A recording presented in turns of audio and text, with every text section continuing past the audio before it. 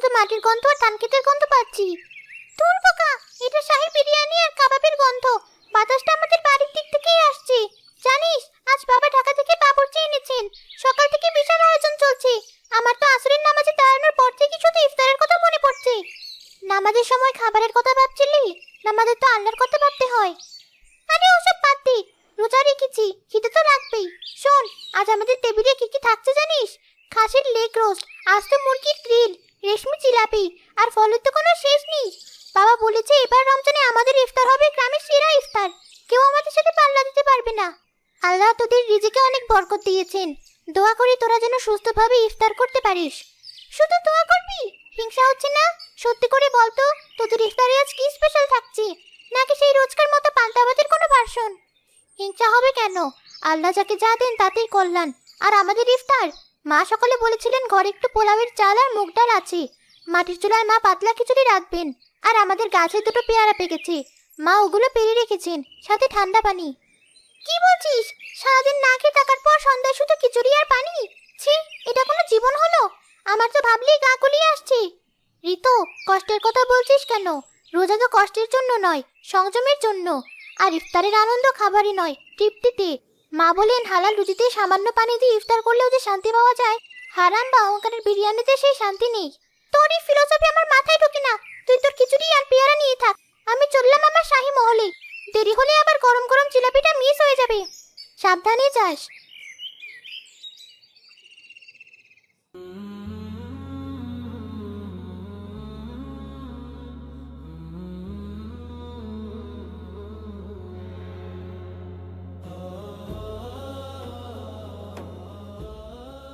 Table তো একদম ছবির মতো লাগছে। বাবা, তুমি এখনো সোফায় বসে আছো কেন? টেবিলে এসো, আর তো বেশিক্ষণ নেই। ওই দেখো, তোমার প্রিয় স্বামী কাবাবটাও আছে। তুই এসেছিস মা? বস। টেবিলের দিকে তাকালে আমার শরীরটা আর খারাপ লাগছে মা। কেন বাবা, কি হয়েছে? শরীর খারাপ লাগছে? তুমি না ডাক্তার দেখিয়েছিলে সকালে? দেখিয়েছিলাম মা, ডাক্তার রিপোর্ট দেখে যা বললেন তাতে আমার মাথায় আকাশ ভেঙে পড়েছে। আবার ডায়াবেটিস আর প্রেশার দুটোই বিপদসীমার উপরে। ডাক্তার কড়া নির্দেশ দিয়েছেন, আজ থেকে তেল, চর্বি, ভাজা পোড়া বা ভারী কোনো খাবার একদম নিষিদ্ধ। নিষিদ্ধ মানে? তুমি কি মজা করছো? আজ প্রথম রোজা, এত এত আয়োজন, তুমি কিছুই খাবে না? হ্যাঁ, না রে মা, আমার জন্য তোর মা আলাদা করে এক বাটি জাউ ভাত আর লাউয়ের ঝোল রান্না করিয়েছেন, ওটুকুই আমার বরাদ্দ। এটা কেমন বিচার হলো? এত টাকার খাবার, এত আয়োজন, আর তুমি খাবে লাউয়ের ঝোল? তাহলে এই খাবারগুলো কে খাবে? আমি একা? তুই খা মা, কিন্তু সাবধান, বেশি খাস না। অতিরিক্ত কোনো কিছুই ভালো না। দেখ তো, আবার কত টাকা, কত সম্পদ, অথচ নিজের টাকার কেনা খাবার আমি খেতে পারছি না। এর চেয়ে বড় অসহায়তা আর কি হতে পারে? ধুর, আমার আর খাবার মোটেই নেই। তুমি যদি না খাও তাহলে আমার গলা দিয়ে কি খাবার নামবে? এত শখ করে মেনু বানালাম, সব মাটি হয়ে গেল। মা, রাগ করিস না। আল্লাহ যা করেন ভালোর জন্যই করেন। হয়তো এই খাবারের মধ্যে আমার জন্য কল্যাণ নেই। তুই যা, ফ্রেশ হয়ে নে, ইফতারের সময় হয়ে এলো। যাদের খাবার নেই তারা খেতে পারে না, এটা বুঝি। কিন্তু সামনে খাবার থাকতেও খেতে না পারাটা যে কি যন্ত্রণার! পুরো ইফতারটাই মাটি হয়ে গেল।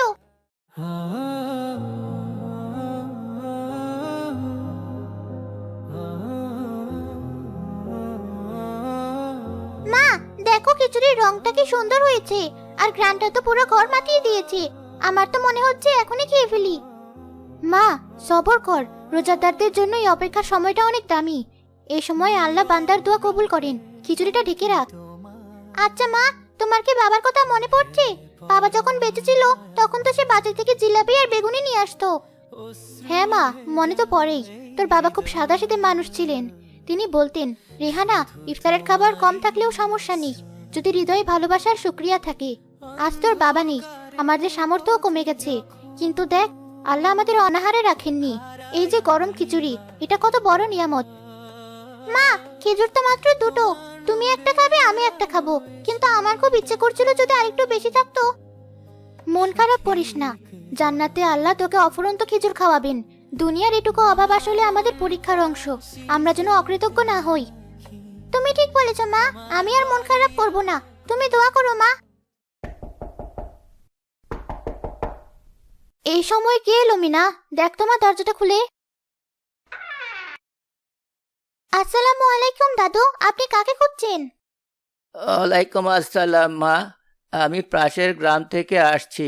পথ হারিয়ে ফেলেছি মা। সারাদিন রোজা রেখেছি। এখন শরীরটা আর চলছে না। খুব পিপাসা পেয়েছে। পকেটে একটা পয়সাও নেই যে কিছু কিনে খাবো। আমাকে একটু পানি দিতে পারো মা? রোজাদার মানুষ আমি। দাদু, আপনি দাঁড়াতে পারছেন না, ভিতরে আসুন, আমাদের এখানে বসুন। না মা, আমার গায়ের যা অবস্থা, ভেতরে যাব না। আমাকে এখানে একটু পানি দাও। আর যদি ঘরে বাসি কোনো খাবার থাকে একটু দিও। খুব ক্ষুধা লেগেছে মা। দাদু, বাসি খাবার কেন খাবেন? আল্লাহ আজ আমাদের ঘরে গরম খিচুড়ি দিয়েছেন, আপনি একটু দাঁড়ান। মিনা দ্রুত ঘরে ঢুকলো। সে তার নিজের ভাগের প্লেটটা হাতে তুলে নিল। আল্লাহ, আমি আমার খাবারটা দিয়ে দিচ্ছি, তুমি এর বিনিময়ে আমাকে জান্নাতের খাবার দিও। দাদু, এই নিন, এখানে খিচুড়ি আর পানি আছে, আপনি পেট ভরে খান। কিন্তু মা, এটা তো মনে হচ্ছে তোমার ভাগের খাবার। আমি খেয়ে নিলে তুমি কি দিয়ে ইফতার করবে? তোমার মুখটা যে শুকিয়ে গেছে মা। আপনি চিন্তা করবেন না দাদু, আমি মায়ের প্লেট থেকে একটু ভাগ করে খেয়ে নেব। আপনি খুশি মনে খান, তাতেই আমার পেট ভরে যাবে। মা, আল্লাহ তোমাকে বড় করুক। তোমার মনের এই বিশালতা দেখে আজ আমার প্রাণ জুড়িয়ে গেল। আল্লাহ তোমাদের বরকত দিন। আপনি লজ্জা পাবেন না, বিসমিল্লাহ বলে শুরু করুন, আজান হয়ে গেছে। বিসমিল্লাহির রহমানির রহিম। কি স্বাদ! মা, বহু বছর পর এমন তৃপ্তি নিয়ে খেলাম। মনে হচ্ছে মায়ের হাতের রান্না খাচ্ছি।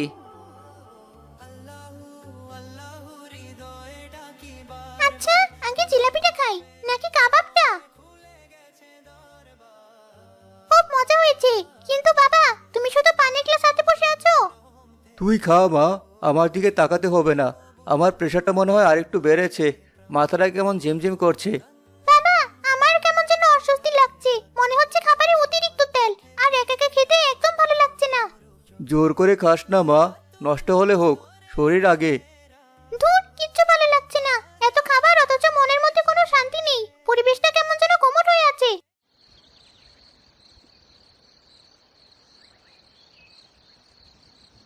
মা, আজকের খিচুড়িটা অন্য যে কোনো দিনের চেয়ে বেশি মজা হয়েছে।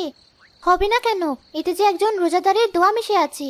মিনা, তুই যে আজ নিজের খাবারটা দিয়ে দিলি, তোর একটুও খারাপ লাগেনি? ক্ষুধা লাগেনি? ওই দাদু যখন খাচ্ছিলেন, ওনার মুখের হাসি দেখে আমার মনে হলো আমার কলিজা ঠান্ডা হয়ে গেছে। মা, পানিটা দাও তো। এই এক গ্লাস পানি মনে হচ্ছে দুনিয়ার সেরা শরবত। আমার আর কিচ্ছু চাই না, আল্লাহ আমাদের যা দিয়েছেন তাতে লাখ শুকরিয়া।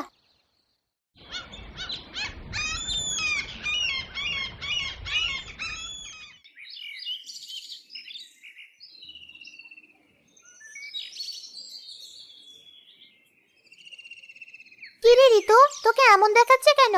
মনে হচ্ছে যেন যুদ্ধক্ষেত্র থেকে ফিরেছিস। শরীর খারাপ নাকি?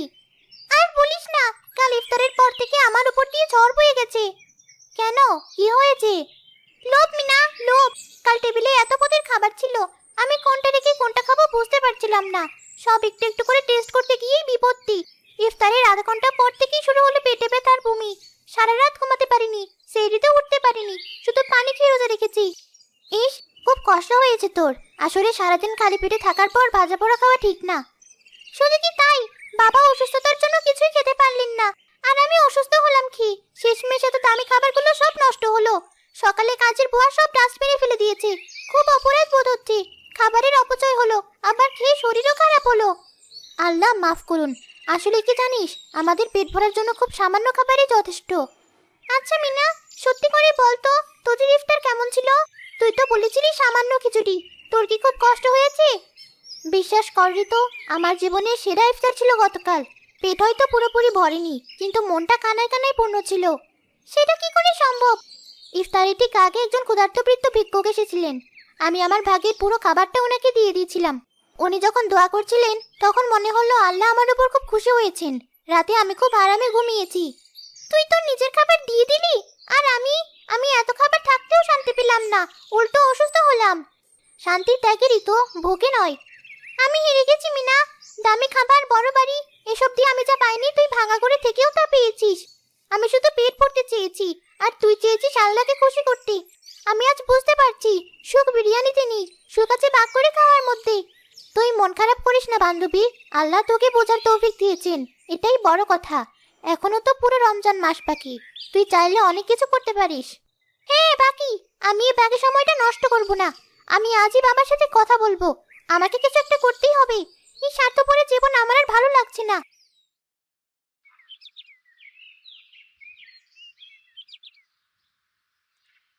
বাবা, তুমি কি ব্যস্ত? আসবো? আয় মা। আর শরীরটা কেমন তোর? কাল তো সারা রাত কষ্ট পেলি। শরীর এখন একটু ভালো, কিন্তু মনটা ভালো নেই। আমি তোমার সাথে একটা জরুরি বিষয়ে কথা বলতে এসেছি। কি বিষয়?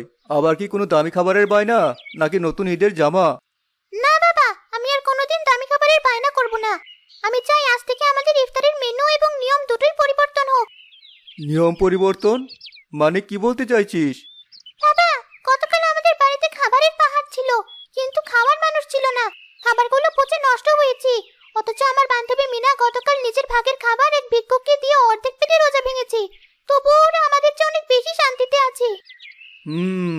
তুই কি চাস সেটা বল। আমি চাই আজ থেকে আমাদের বাড়িতে আর 10 পদের ইফতার হবে না।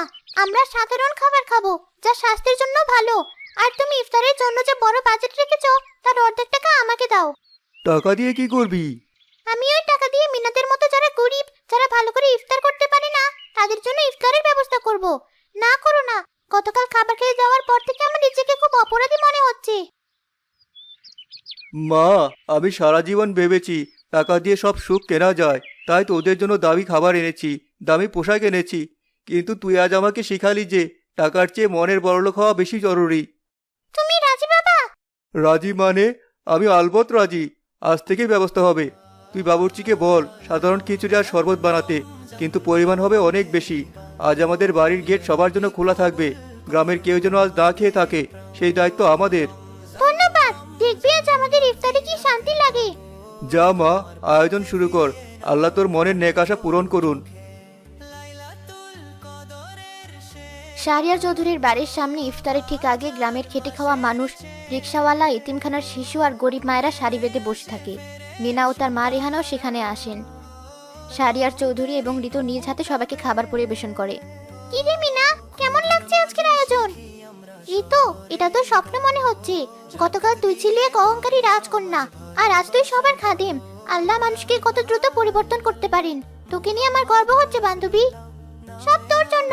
তুই যদি আমাকে কাল ধাক্কাটা না দিতি, আমি বুঝতেই পারতাম না যে আমি কত বড় ভুলের মধ্যে ছিলাম।